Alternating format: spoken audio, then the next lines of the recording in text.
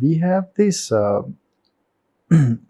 aliens and UFOs that people talk about in modern day. We call in America there's a state called Area 51, and there are a lot of things that people had seen. Um, do we have aliens in this world? uh, Only alien that you could find in this world, I think, would be people who are migrating from another country to another country and calling the original people calling them aliens. But the thing is that so-called aliens, the theory of aliens came into the limelight, I think, quite recently.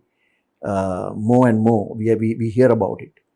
But as you said, from time some years back, there were a talk about aliens and the concept of aliens from other planets coming and invading and spying and all kinds of things. Let's take the scientific side of it and analyze it scientifically. And I'm not a scientist, but this is what the scientists say about aliens. The what shall I call it? Moderate scientists, what they say. They have found out, the NASA and all the scientists have found out that there are no life on any other planets in our solar system. In our solar system, no life. Milky Way, you mean? Yeah, no. The solar system. The whole solar system. Okay. The solar system is our solar system. 9 planets, no life. Mars and other places, no life at all. So this they have confirmed. Okay. So if there are aliens, if there's life, it has to be from other solar systems closer to us.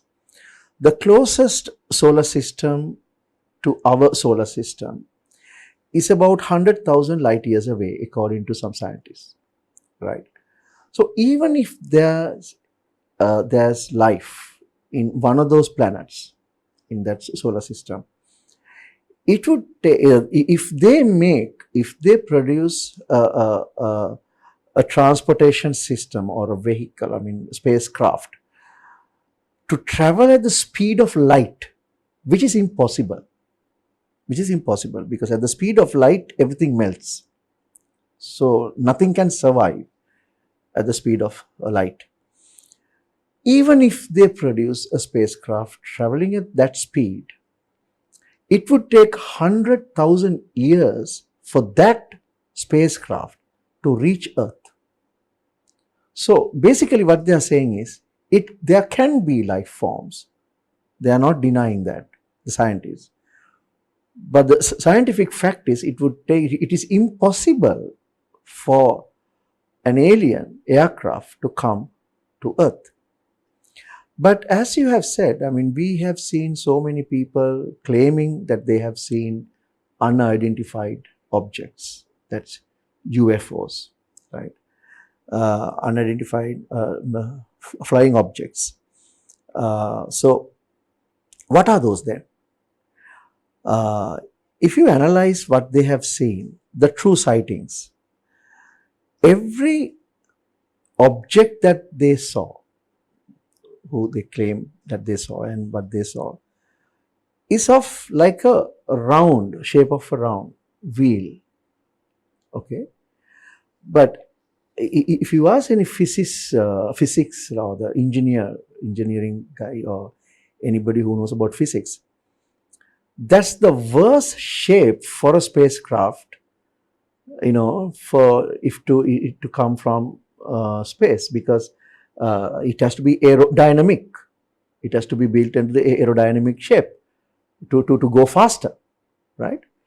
The shape of a wheel or a plate or a round or whatever is the worst shape that anyone could have for a spacecraft. Then why they are seeing all these objects as round objects? And there's an answer in the Bible for that. In Ezekiel chapter 1, we see Ezekiel writing about cherubs in the skies. And each cherub or an angel has a wheel traveling with the cherub, right? So Lucifer is a cherub. He was actually in heaven, and now he's fallen, still a cherub. And he has a wheel, like that other cherub, right? So Lucifer, if he wants to show himself to the world or to someone, he will appear, and that other person who's seeing this Lucifer would see him as a round object with light, illuminating light. And this is exactly what they have seen. So even other angels would have this wheel. No, only the cherubs. Only the cherubs. So we have seen, I think so Lucifer can travel into so many areas, and I think they are building this concept for one reason. Chatura, mostly after 1948 and 50 and 60s, when this end time event started to unfold, that which was predicted in the Bible by Jesus, people were talking about a rapture, catching up, or disappearing of believers, catching up of believers. And Satan also knows that it is imminent, that the rapture would take place any moment. And we know after the rapture, the Antichrist will appear on the scene. And the rapture is a disappearance, a sudden disappearance of millions of believers. And once Antichrist comes into power after that, he will have to give an explanation to the remaining citizens of this world what happened to those people who disappeared. And I'm sure he is not willing to say that Jesus came and took them away, right? So he will have to create an alibi for that, what had happened to these people. So the obvious thing or the easiest thing is to say that aliens came and had taken them away.